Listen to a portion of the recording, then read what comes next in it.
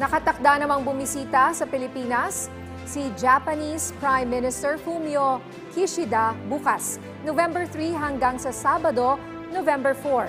Ayon sa Department of Foreign Affairs, bahagi ng agenda ng official visit ng Japanese Prime Minister ang bilateral meeting nila ni Pangulong Ferdinand R. Marcos Jr. bukas.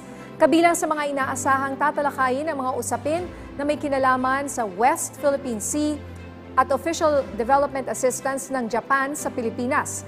Kaugnay niyan, nakatakda ring magbigay ng talumpati si Prime Minister Kishida sa special joint session ng Kongreso sa Sabado.